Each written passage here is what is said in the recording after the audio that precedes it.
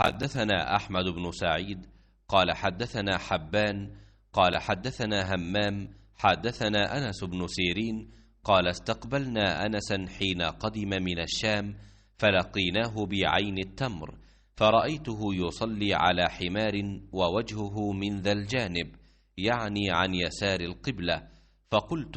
رأيتك تصلي لغير القبلة، فقال لولا أني رأيت رسول الله صلى الله عليه وسلم فعله لم أفعله.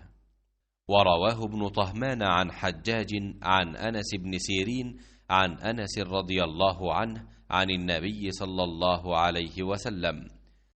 انس بن سیرین نے بیان کیا، انہوں نے کہا کہ انس رضی اللہ عنہ